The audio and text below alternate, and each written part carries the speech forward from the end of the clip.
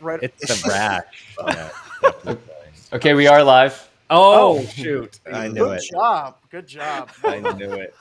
I knew it. I will confirm that we are live because remember I'm the Ryan Light. And Ryan, so- you sound kind of sick. Are you Yeah, okay? you do. Are you all right? Is this a new strain of COVID that changes your voice? Thanks. Oh, I don't know if we are live. it takes a second. There's always a little fun It's like a time when you delay. get to. You did the 3, 2, 1. You're gonna have to check and verify. Yeah. There we was don't a see one. any. The one thing that I expect to see that I usually people will send a message. There's usually chats in the Discord. Did you set it up right? Did you read the instructions? Did I? Is it No. right? You can check it again. If you can hear us, please post a message in one of the Oh, comments. there it is. I don't know. We Sanity are check. live. So it did tell me. We're live. No, it it says we're So live. happy. My phone So says happy. we're live, but I don't know. Still, are we sure? No, yes, people in chat are saying you're live. What? There's a Ralph? chat? They are. Wait. You guys don't know. Oh my, dude! I thought Have we this, ever really been live? I thought this was just Jason's first time. Wait. Hold on. Is there actually people saying that? Oh yeah. Okay. It's just the restream talking, chat. like- The restream chat isn't showing it properly, but Yeah, everyone's like, please stop. We can hear you. Hey, I wonder if you guys can hear me. Oh, there it is. Oh, I see it now. Hey. Are you on a delay? we don't trust technology. That's part of being a security company. Not at all. Like, do you trust this to work? That's It's one of the things actually we a talk about, requirement. like pen testing. After doing this as long as I've done it, that people are like, are there any brands or any companies that you just feel really uncomfortable with doing any business with? I'm like, all of them. Like, Yeah. every one. It's a of them. learned distrust. This is Ralph and Corey's cameras are borked. I don't know what that It means. looked good on my side. Oh, that doesn't It's mean totally you. Don't worry about it. Yeah, We're just gonna put our heads totally. in the sand. Ben's full screen. There we go. John's full screen. John? No. Ralph is full screen. And then Corey's full screen. Oh yeah. No, you know what? We had to wait for the internet to reload. It's yeah, We just rebooted it. rebooted the internet. There's like one router for the whole DOS. internet. Yeah, it's a DOS Cisco on Big Bang. 2600. So John, what's our offer for Twitter? Did we submit one? We should have. At this point, I'm sure the company would have accepted it. did we Bought by this submit one? random dude in his basement for some Coogan and some steaks. We can't give you 45 billion. We can give you a few heads of cattle, some hills up in the hills. And I just keep, you guys just keep doing what you're doing.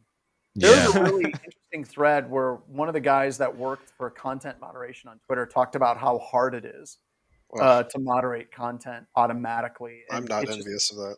It was like Oh, 12, no. 13 tweets, Yeah. and it just sounded like a nightmare. And I like Yeah. Elon Musk is like, I got this covered.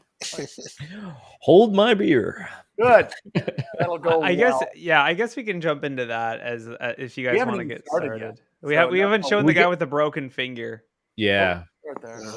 Is That's all the hand that speaks. actually what's in the video? Broken finger? I called that out, and then everyone started noticing it. Like You his can't ring unsee finger, or his or her ring finger, is very clearly deformed. What are we talking about? I can't. The intro video. The intro video. Oh, the hand? Yeah. thing? Yeah. Is it your hand, John? Did you break your hand? Did you break your No, hand and not it my was hand. this a reenactment? Yeah. If somebody was like, we need to take a picture of your hand with your fingerprints. I'm like, no. But it's for the news. Okay. No. Approved. It's just Oh, I got BHIS. It goes everywhere. Yeah, I'll do anything. Break my hand and all. I would do anything. Oh man. So what is it? Yesterday I was working in the backyard and there was a alligator in the backyard. Really? Did you take a picture? Yeah. He's Florida gator. man? He's probably about a 3.5 footer. Oh, so he's baby. I mean, he's gonna be big one day, right? Maybe if he keeps eating the neighborhood cats. Are you Yeah. gonna eat it on your? Are you gonna fry it If up he and eat wants it? to keep growing big and strong, you got to eat Yes, the alligator. Yeah, I'm gonna fry it. I'm gonna get him. I'm gonna get that gator. Is that legal? Is it like? Can you just like? Do you have to get a permit or anything? Or is it, I think you can get permits. They're pretty easy to get for gators. Yeah.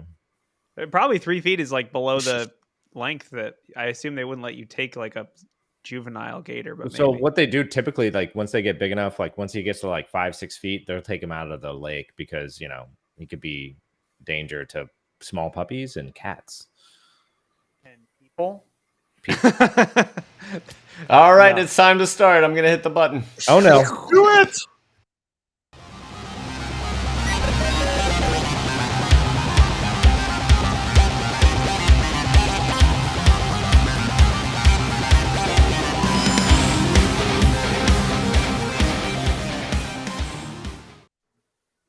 Hello and welcome to another edition of Black Hills Information Security Talking About News. This particular episode is brought to you by Black Hills Information Security Operations Center. Yes, if you need to get hacked, fear you've been hacked, or would like to prevent your company from being hacked, call BHIS. We're here for all your hacking needs. It is also brought to you by Antisyphon Infosec Training. Yes, we do training. Check it out. We have tons of really cool classes on demand, and we are also the home of Pay What You Can. And also, I've been told many, many, many times I need to do this, and I suck at it. Don't forget to hit the like and subscribe button, because apparently something magical happens. And if we have you do that, and you do that, apparently we'll be worth enough money to where we could buy Twitter back from Elon Musk at some point. I don't know. My concept of the entire internet and how YouTube works all comes from Mr. Beast. You're So- all gonna need to ring the bell really hard, okay? Lots. We're gonna need Lots of of times. times for that. But a couple of things I do want to talk about. That finger is clearly broken It is on the intro, or it's an alien.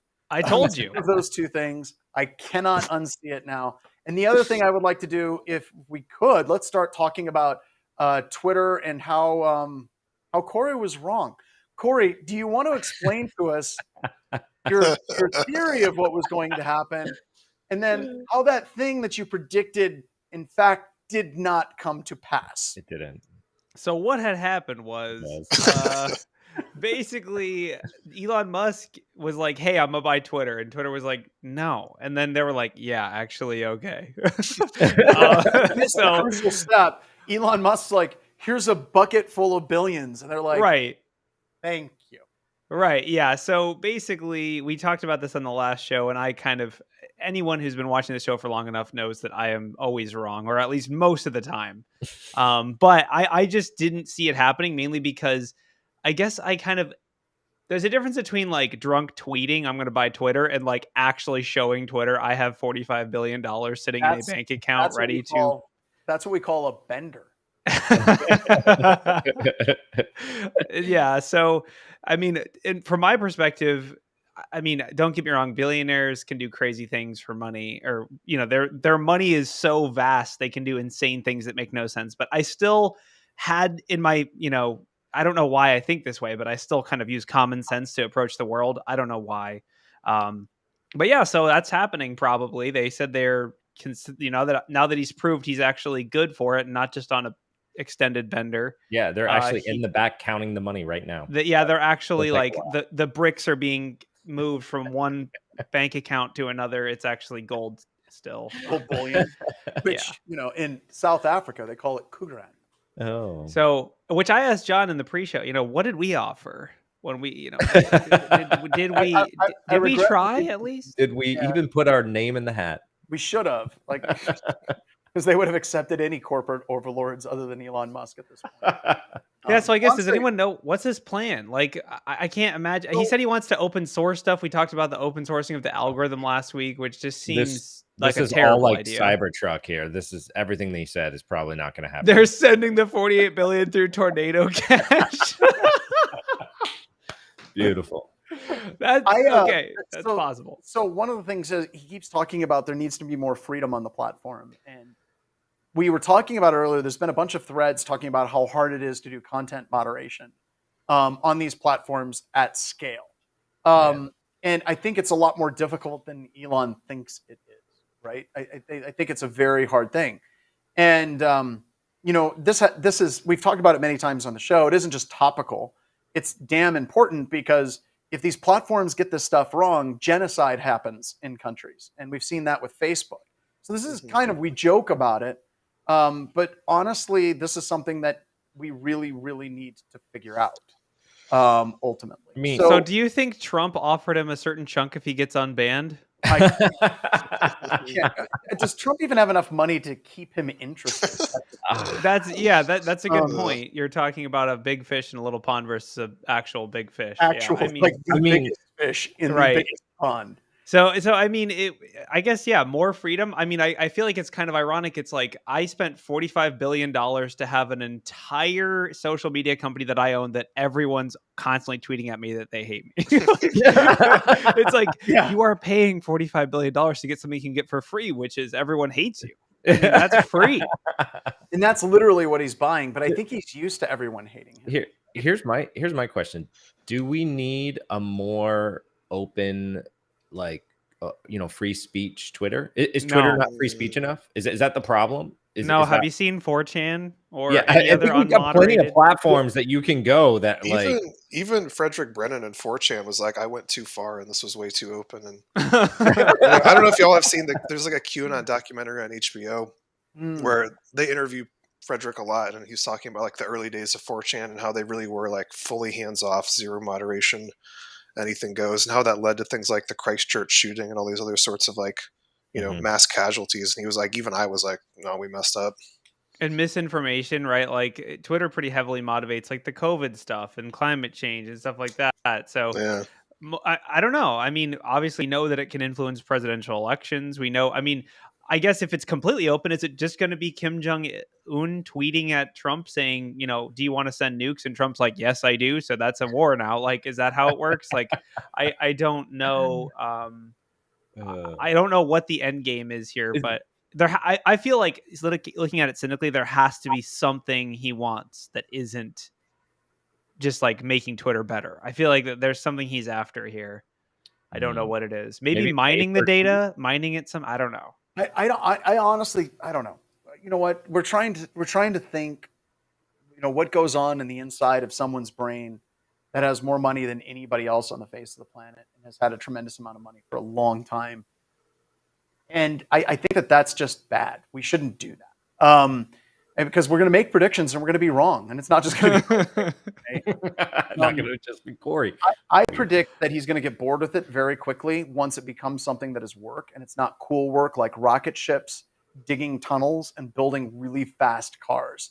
And once it becomes work and he has to go testify before Congress and say, why was your platform used in this fashion? It's going to be like, F this, I'm out. This isn't fun. And I don't know how he thinks that this is going to be fun at all.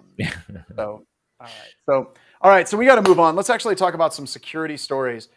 Speaking of people that are wrong periodically, there's a really great story from Brian Krebs on security. And he was basically talking about the T-Mobile breach by Lapsus, and also a lot of the messages on the internal team where they were sharing access and how they got access. And it's really fascinating, right? Whenever people are talking about getting access to T-Mobile, one of the things about this particular breach that's interesting to me is the main goal of many of the people in this particular hacker ring that was ran by a 17-year-old. Let's keep that in mind. Some of the most, like, the rest of the team was really interested in SIM swapping. And for those of you that don't know, SIM swapping is basically where I can take my phone and then transfer your phone number to my phone, and then I can get your text messages and things like for two-factor authentication. So they were very interested in that. And apparently at one point, the 17-year-old cut their team off from VPN access. And apparently that made them mad. But they got access to a ton of source code. And the reason why I brought this story up, right, it's topical, right? Got a question. Does getting access to source code matter as much today as it did, like, say, in 2000? Because this is one of those, I just brought up Brian Krebs. There's a bunch of people that are reporting on this. But there's a lot of people that are freaking out. They're like, oh my God, the source code has been leaked. And some people could write Zerodays for it. What do you all think about that? Is source code as big of a deal today as it was back in like 2000, 2003, 2005 time frame? Now it's just open source, secure coding review, secure audit. So I guess one perspective we could look at it from is in the world of cryptocurrency, where everything is pretty much wide open, code wise, and it still gets exploited relentlessly for $200 to $700 million a week or something. So I guess like the closed and open nature of the source code doesn't make a huge difference. That being said, I would love like the source code for Defender. Just like find me the holes, find me the stuff where it's like That folder name equals Windows 95 do not scan or Ignore. what. Like there's probably there's probably stuff like that where it's just Steve Ballmer's stash. It's like, oh, homework folder, do not scan. Do not scan Balmer's folder. so Ralph, Ben, what are your thoughts on source code? I mean, I think it matters, but only like a little bit, right? Like it's useful to have that, but I mean, what you can actually do with it really is, kind of up in the air, right? Like you don't, I don't know. I don't really think you gain as much ground and maybe as people believe, right? I think there's probably some vulnerabilities there, but that doesn't mean there is. Like it's not inherent that now that you can see the source code that there's totally 45 Zerodays that are going to exist in this, But I mean, mostly what they're going to do is just see a bunch of copy pasta from Stack Overflow. That's what they're going to see. I do think it is scary if you're like an executive at T-Mobile, just hearing the phrase that like your company's source code has been completely compromised. If you don't have the technical literacy to like have worked on the source code or know what the implications could be, it sounds much more terrifying. But I think Ralph's probably right that unless you spend a lot of time doing like research and development on this code, like you're less likely to find low-hanging fruit. The other thing too is like people usually care about source code so you don't go make that same thing and then sell it, more than it is like, oh, if they have the source code, then they're going to know all of my secret security flaws. It's IP. It's a business asset. It's intellectual property. Yeah. This is it, boys. We're creating our own cell phone company. It's like, no, that's not. Yeah. Not going to Not happen. T-Mobile. That's the name. Onto AWS. So for me, a couple of things. One, BHIS has done source code reviews, and it's always interesting. Like when the company brings us out, right? There's like, you're not allowed to have network connectivity where the source code is. They bring you into a room. The laptops are set up with the source code and the running code. There's usually no air conditioning. It's like a janitor's closet that they hollowed out. And, if you want out, you've got to do the secret knock to get out. And then while you're walking around, you like look and like all the developers have all their source code up on GitHub. And you're like, well, God damn it. So it's weird. We still have this idea that if you get the source, you're going to be able to write Zerodays, right? But here's the thing. Have you ever tried to read somebody else's code? It's miserable, right? It's absolutely miserable to read someone else's code. It's not like you're just going to read it and automatically be like, well, the Zeroday is right here. It's commented. Yeah, and it's commented. Of course, I got to be honest, still to this day, when I get access to source code, especially if it's like C, I'll like, Control F, look for like get S. And it's like, oh God, they're still using it. So I don't know, mileage may vary in that. I feel like at the end of the day, it just comes down to what was the source code. I mean, I guess you could. It's kind of like it's a split from like a vulnerability perspective, because on one hand, you might be able to churn through like run app scan or any other static code analysis tool on this code and find a bunch of vulnerabilities way faster than you could if you were just running, scans against a live application or whatever. However, that's kind of like you have to connect all the dots, and you might as well just do like bug bounty analysis stuff on the other side to see how the live app is. I mean, it's hard enough if you've compromised an app server to figure out which local directory of the code is actually running, modify it, and then make sure the application is using the modified code to, as an example, or just finding the code that's actually running. It might not reflect if they just did git pull everything. It's like might not be everything. I had one last thing to say. We already have an example of this, and that's Android and Apple. Right? The Android operating system being open source and the Apple operating system being closed source. And there's more vulnerabilities for the Apple one, coincidentally. Like it's like, or at least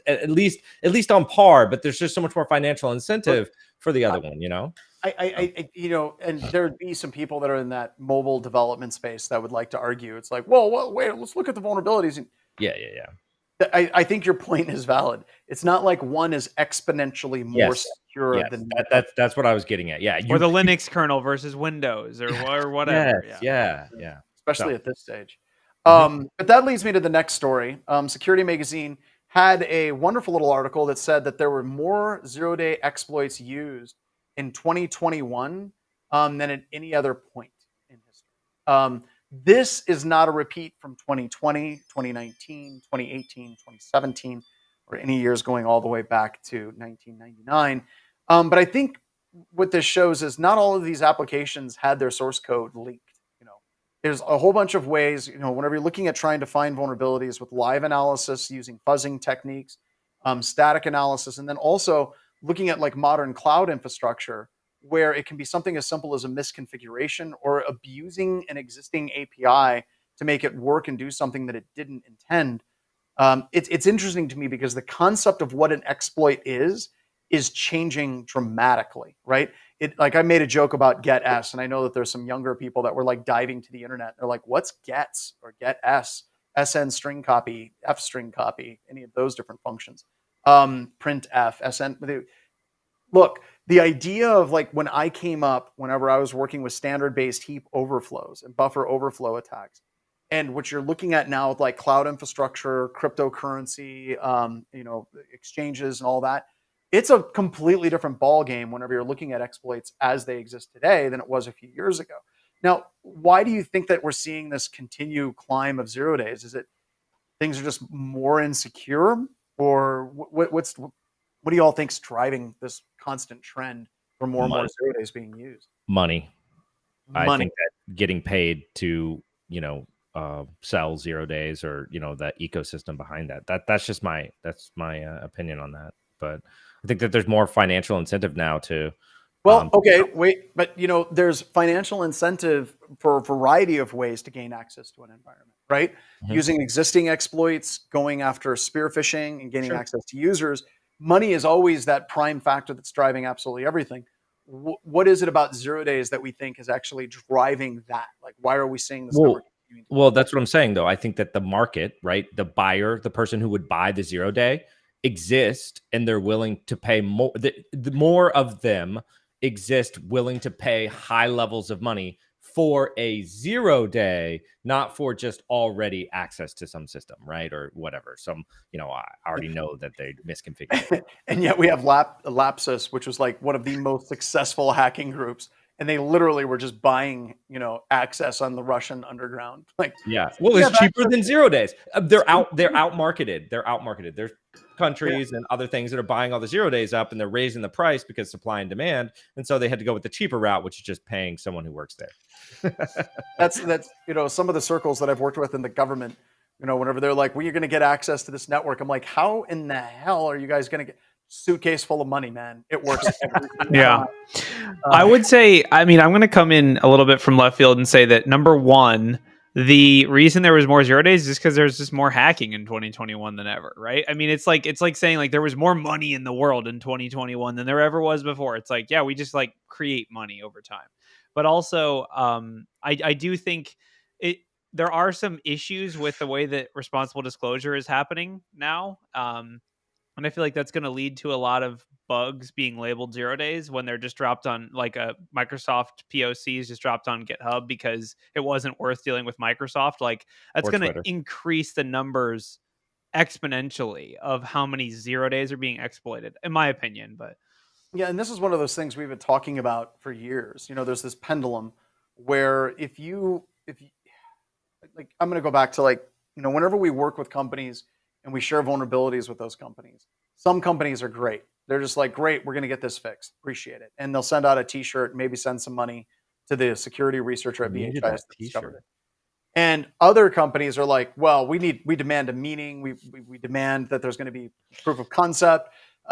We want you to sign all these legal non-disclosure agreements. And I don't know if I've said it recently. If you've ever found a vulnerability in something and you're talking to a company, never, ever, ever sign a non-disclosure agreement with them, ever.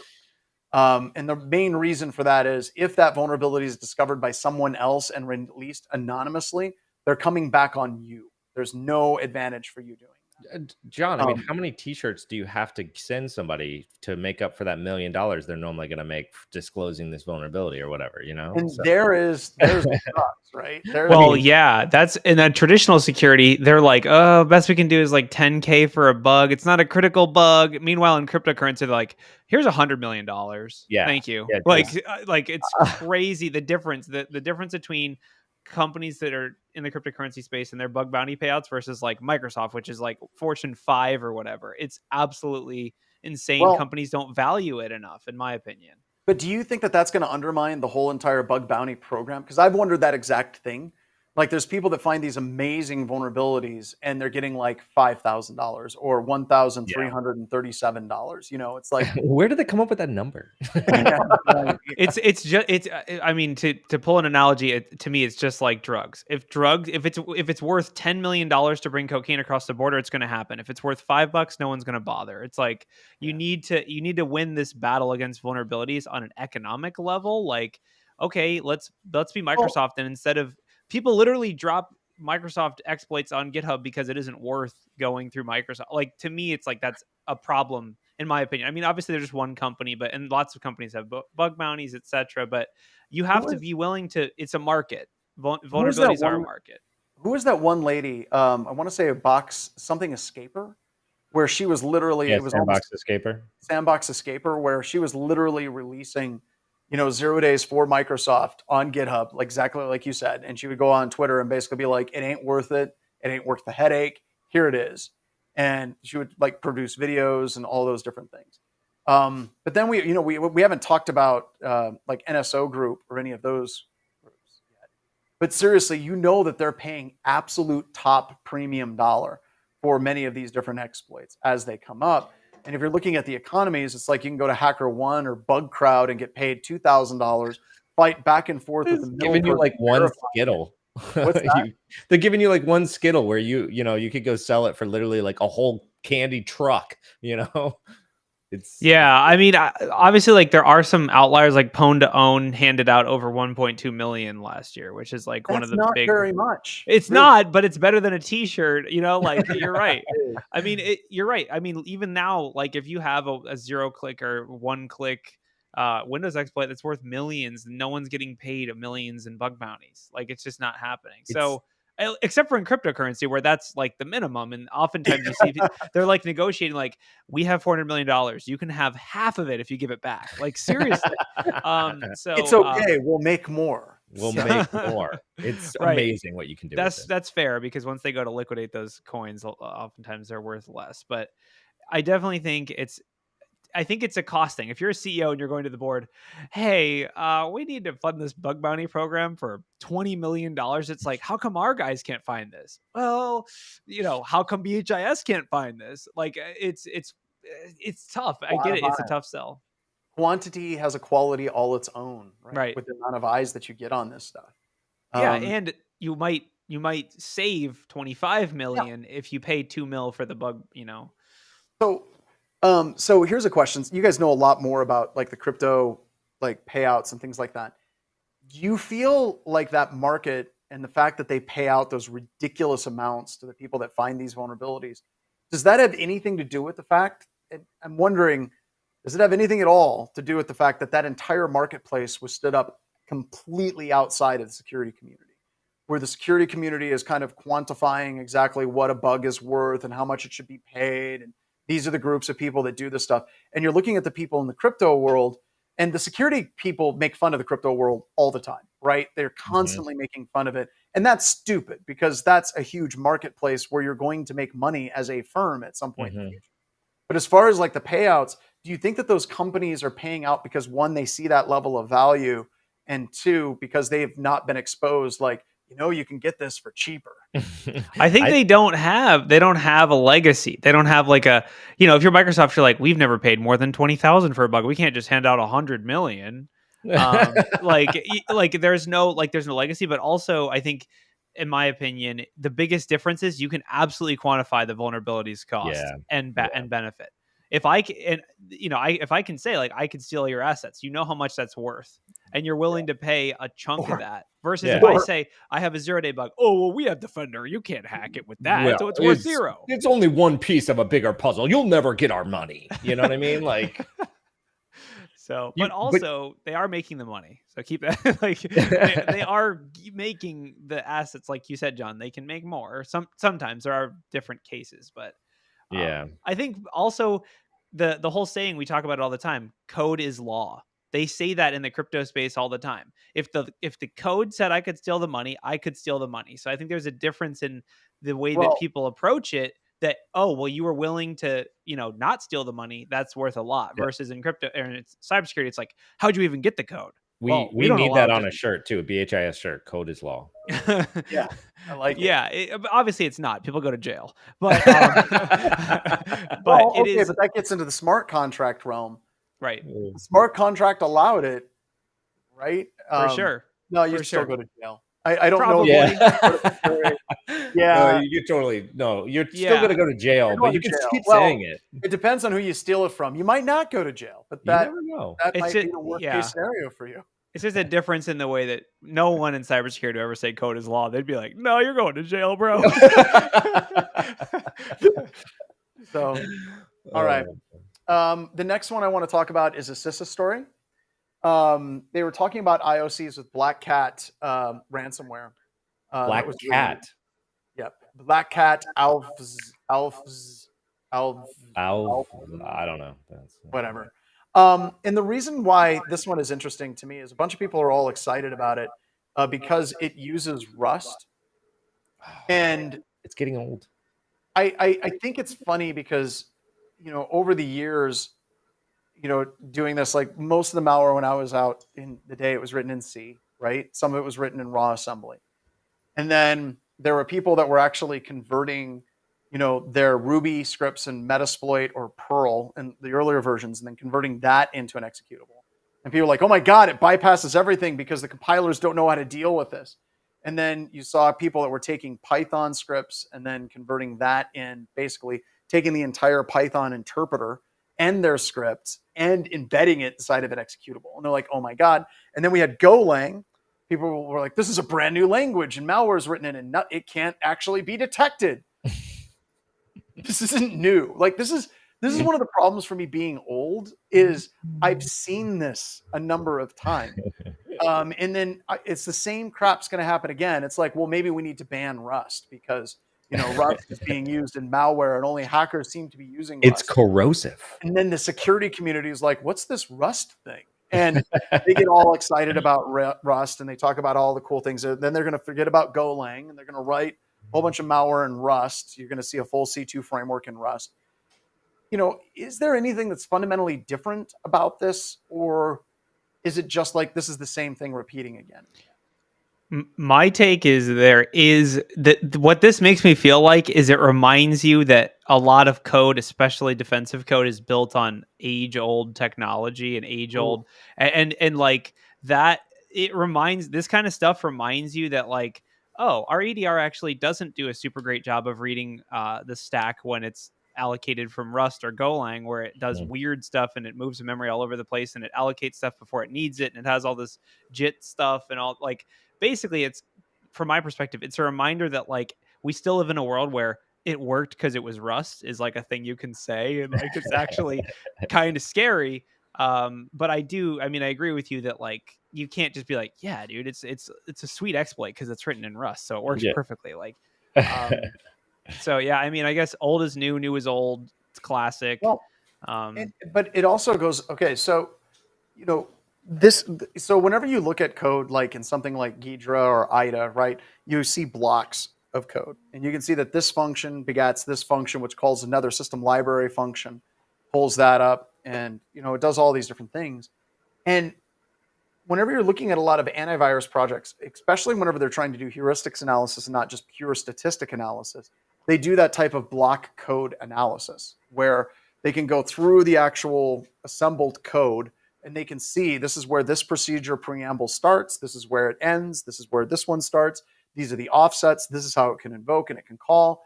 And it understands that at a low level. Now, whenever you scramble that code, if you go back to like Metasploit's MSF Venom, and before that, we did it by hand, you would try to avoid bad characters like 00, FF, AF, and you could use these programs like Shikata Ganai to scramble your code so you wouldn't use those. And that completely screwed up heuristic analysis because those specific offsets and those specific byte codes in assembly no longer worked. And then whenever you go through and you do something with like the Python one was interesting because the actual malware itself would be referenced in text inside of the executable. And most antivirus products completely ignored anything that was text in an executable for years. So like the actual Python interpreter would run and then it would invoke the script and execute it. And the antivirus engines were like, it's text. I don't see that. Then when you go to Go, when you compile it, you can absolutely reverse engineer a Golang program, but the antivirus engines couldn't see into it from a heuristics perspective. The one thing I would really like to get you guys' opinions on is we've talked about how initial access is still relatively easy to bypass antivirus engines, right? A little bit of scrambling goes a long way to get you access and running.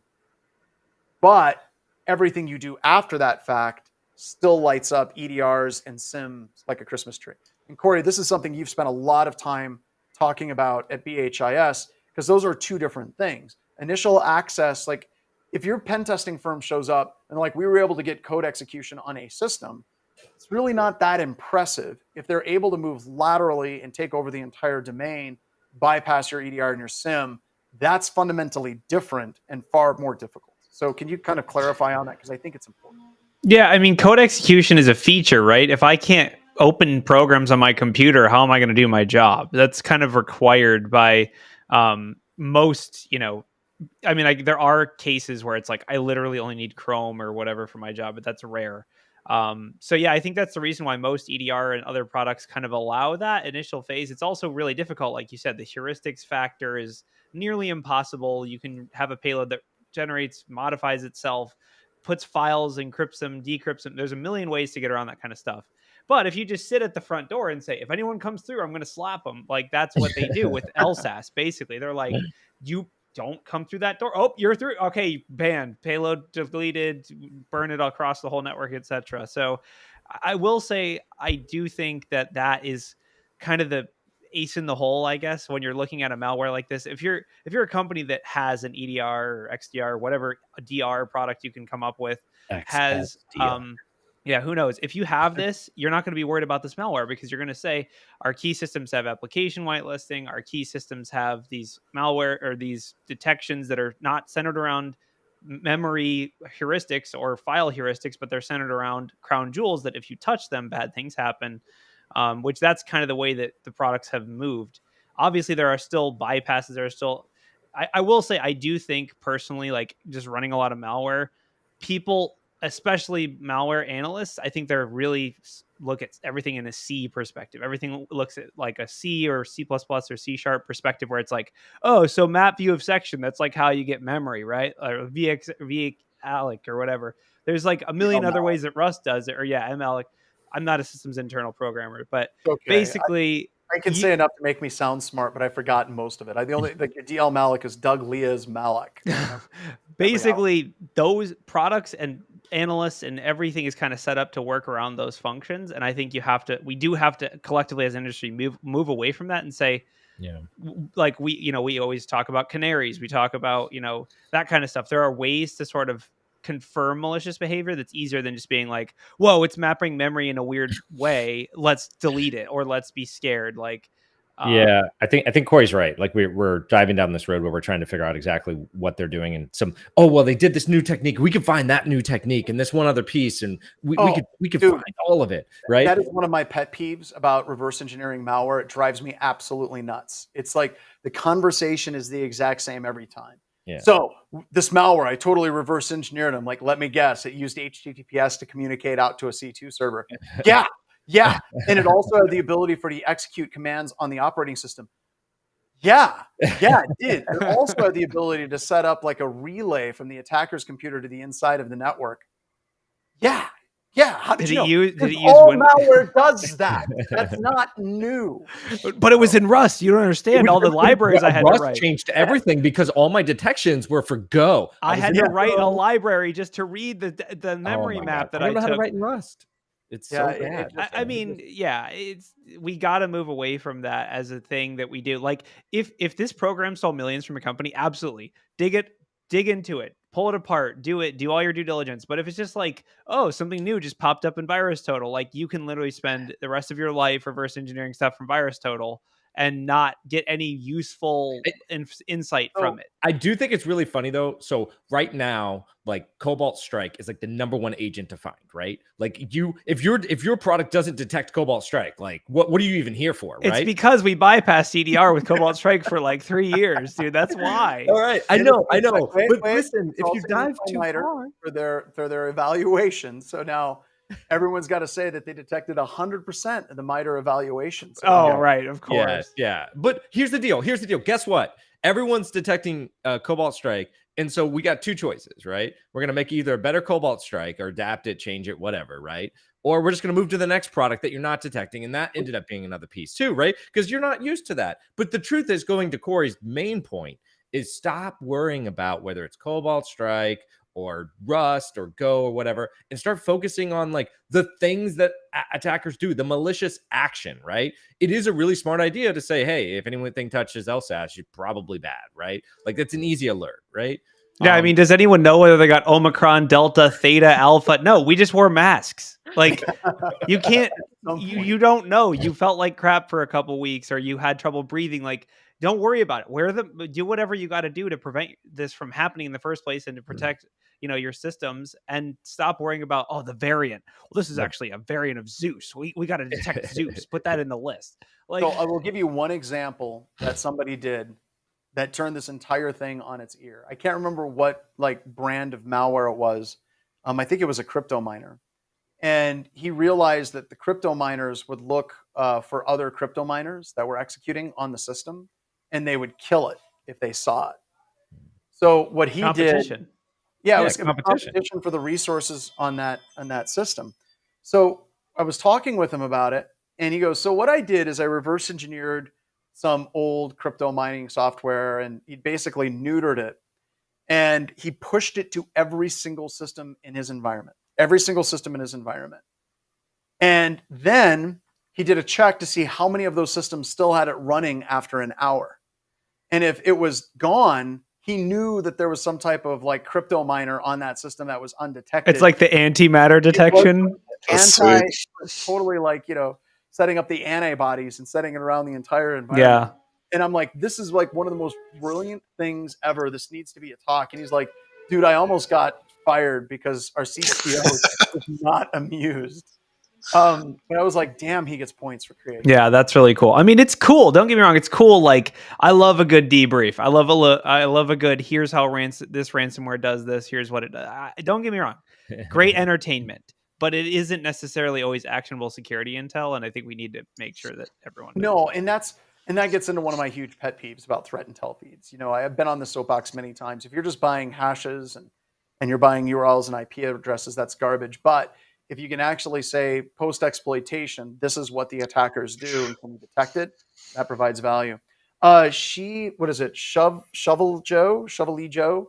Everyone provides 100% coverage during the attack evals, but never actually the configs. They're never actually for configs for the product that does the same degree in a prod environment. And I think that that's another key point, is a lot of these products are configured in such a way that they're so locked down that like nothing is ever going to run. Yeah. And that is not what you see. Well, you can't use it. The accounting team needs macros. I mean, you allow application whitelisting. Okay, well, cool. That like even running app whitelisting or allow listing in high enforcement mode in most environments is like a years long process just to find all the binaries in the environment that should be running. I mean, imagine that same thing, but with like EDRs. It's like anyone can test this. Find a product, put it in aggressive mode, then try to do your job. Unless you work in Chrome all day, you're gonna get. Okay, so this gets into like you just kind of triggered me. We had a customer And a lot of that crap that happens, like throwing everything in high enforcement mode down to the hash to the executable, and don't allow inheritance from parent to child processes. It's a nightmare. We had a customer who was like, we require in our environment every piece of code that runs to be digitally signed by a valid digital code signing certificate. And I was like, so you're literally running no software in your environment at all.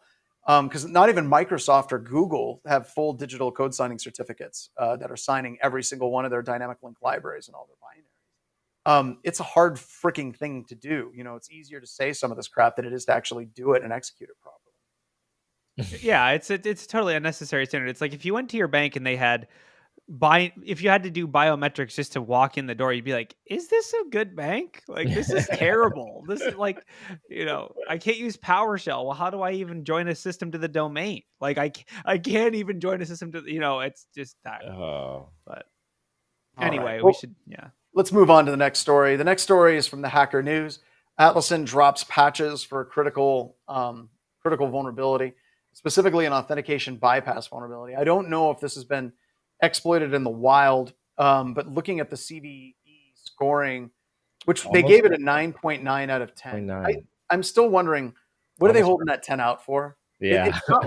It's not like they're judging gymnastics and they're like, ooh, this vulnerability, it really stuck the landing, but somebody better may come later. I'm going to give it a 9.9. If you pay for CVSS++, there's a guarantee you never get a 10. Yeah, that's the secret. You got to be part of max this. you can You got to be part of the organization. I'm going to ask because I'm not sure if you're joking. That's not joking, right? Yeah, no, I missed something. There has to be some group though that prevents you from getting a 10. They're like, oh yeah, you just pay the monthly dues and you'll never have a 10. So I just want to say, I also want to say this: every company that I've written up for exposing Jira, you're welcome. You shouldn't do right. that. We do have customers that have constantly bitched about that finding. Yes. But you couldn't hack it, Corey. If you couldn't hack it, it's two-factor. Why is it? But if you couldn't break in, why is it a vulnerability on your report? Why does it have a risk rating of high or medium? Why did you do that? Defend your existence. It's not a management interface. We just use it for ticketing. Yeah, I will say ticketing systems in general are high value targets, at least from my perspective. The amount of situational awareness you get. I mean, there's an initial compromise I've done, which I've spoken about before, but basically I got in, the user self-reported via Jira that they had been phished. I went in Jira, deleted the ticket, said, never mind, my bad, delete. So access to that ticketing system is a key part of that attack chain. If you don't have the ability to, and also people put passwords in Jira. They litter them. They litter them with passwords. I don't know how many times I've got onto a Jira ticketing system and I just do a search inside for password and all the we reset this machine. Here's the new password, guys. Absolutely. Yeah, dude, it's nuts. Jira is a high value target. It should never be exposed to the internet. But yeah, I guess somehow it's running a cryptocurrency miner now. So we're good.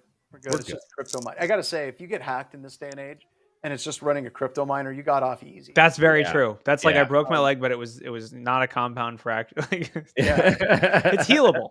It's fine. You can recover from that. So I don't know. This gets into like the larger question of, these third-party sources that we use internally for just making IT function.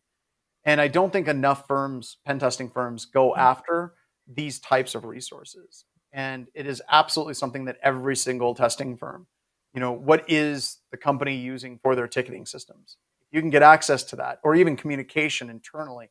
It's a treasure trove, and there's just an amazing amount of information you can get. Yeah, and we've even fished via ticketing systems too. Say, hey, I'm having trouble. I can't open this spreadsheet on my machine for some reason. Can you go ahead and give it a shot?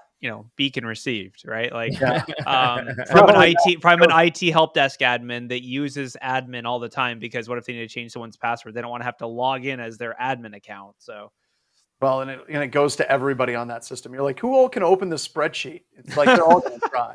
Or better yet, what you can do is be like, hey, I think the spreadsheet has some malware. Can you guys check it out for me? obviously this vulnerability gets to the point where all one session token away from accessing everything, right? When it's just one big web interface. So yeah, the time frame is scary on this one, right? Where they're like, this was actively exploited in the wild last year. What happened, guys? What's the slow to patch?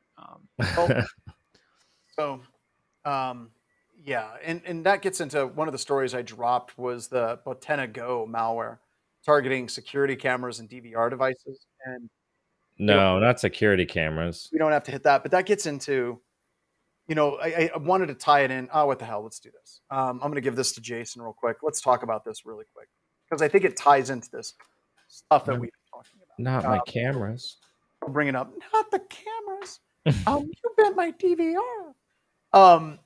So kind of tying this in with one that we started at the beginning of the show with the idea that more 0 days have been used. This is not a 0 day. This vulnerability was patched 2 years ago, I think. And these devices are still being exploited. And I think it kind of sort of answers the question of why are so many things getting exploited. I think the complexity is just monstrous. And this sounds a bit Pollyanna-ish, but the idea of gaining access to a workstation and pivoting in a domain is going away. And what I mean by that is everything's moving to the cloud, one way or the other. Even with our engagements, almost all of our customers are now hybrid environments. And the idea of your standard Active Directory is going away. And when everything's running in the cloud, all of these third-party IoT devices are still in play. And you're absolutely going to have a greater attack surface just due to the complexity. And then the fact that that complexity is directly connected to the freaking internet.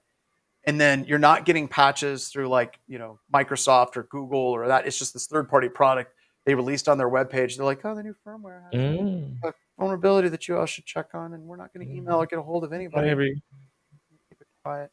Because our CVSS score was, our CVE score was 7.5 on this. So you're just going to see these forever days that just linger out there for a long, long, long time. But does this kind of am I off base? Like seeing all the reports and what you all are doing, I'm seeing more and more of BHIS's exploitation shift from the endpoint and pivot to more and more and more being gain access to cloud resources. I mean, personally, as a red team operator, I would love something like this. It could just be a point of presence that isn't. I mean, I don't think DVRs typically run EDR.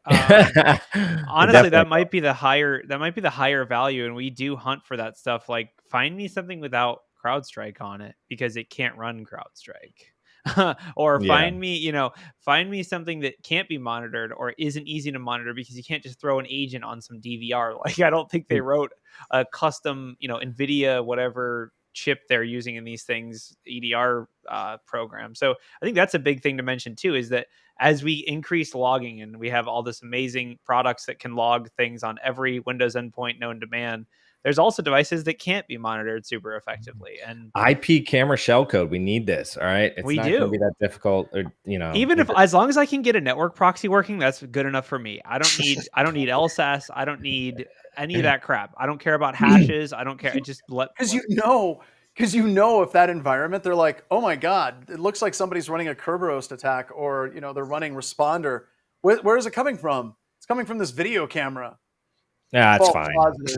It's probably required. Yeah, just filter it out of our SIM. That's a false positive. Yeah. And the ticket will be closed. Literally, like the ticket notes will be FP closed. John Strang.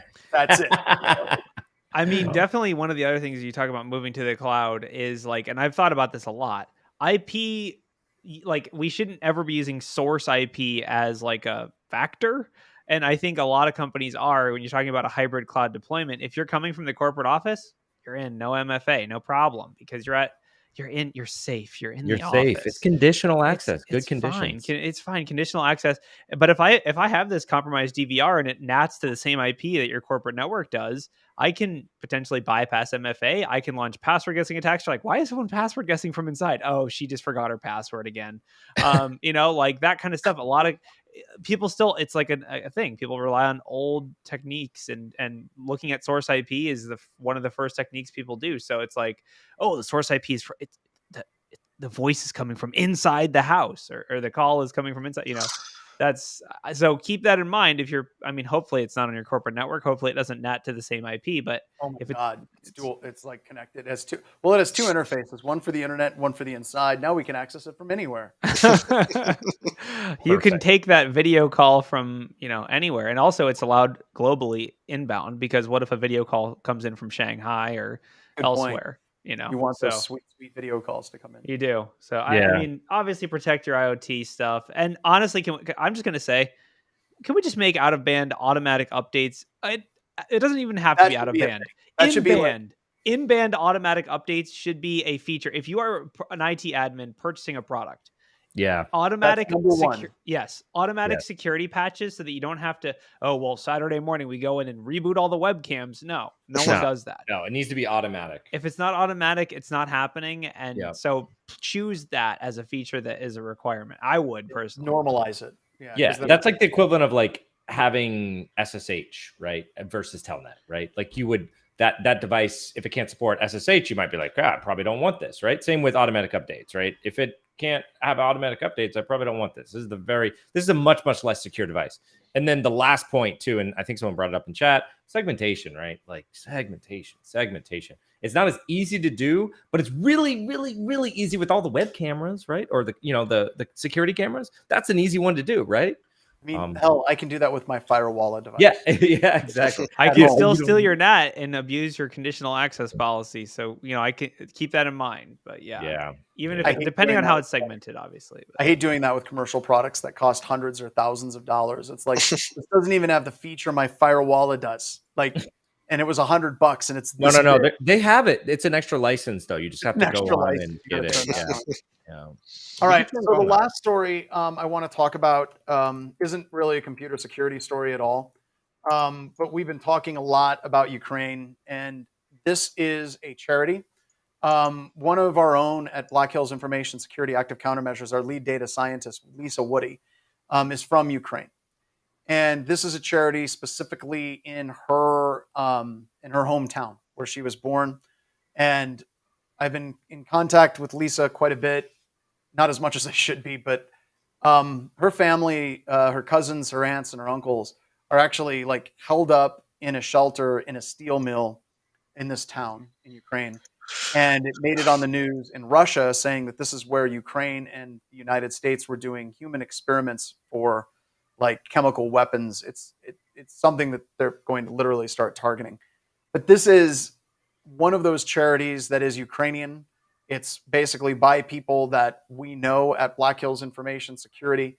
And I would strongly encourage you, if you are listening to this at any time, please continue to give, because this is stuff that's going directly to the people in Lisa Woody's hometown. And if you all can help out Lisa Woody and her family, just a little bit, every little bit is greatly appreciated. So that's it. That's all I got for the stories. As I said, please, if you could like and subscribe, some magic happens. I don't quite know what. Smash we it. greatly appreciate it. Smash the Jason? like, ring the bell, do it all. We have another kind of announcement. I don't know how many of you all like this that are listening to the BHIS talking about news, but we decided we liked it so much that we're starting up something new. If you notice, Restream says live from BHIS and Antisyphon Studios. Antisyphon is our training organization. And beginning tomorrow, we're going to be starting live streams, not news, but live streams, very short, dense, 30-minute live streams, where it's all technical content from the instructors at Antisyphon. And those will all be live. They will be free. This week, I have Jonathan Ham on deck. We're going to do a 3-on-3, where I come up with 3 network threat hunting things, and he comes up with 3 network threat hunting things. We toss them back and forth, rap battle style. And the one on Wednesday, BB King and I will be hosting a mini CTF, a flash CTF, if you will. So be on the lookout for that. So yeah, we're quickly becoming one of those shows that's on every day, because that's what I need. It will be streamed to YouTube. We're going to be starting up a new stream for Antisyphon. And we also will be on Twitch. The host just shared the link on that. So we'll be doing that as well. Yeah, we suck at capitalism. It's all like I said, we've got to come up with a better name than marketing, but it's all content and community. We're basically trying to make people better at their jobs, and every once in a while mention some of the cool stuff that we do. So that's it, folks. That's all we got for today. So with that, Jason, can you take us out with the crooked finger alien hand?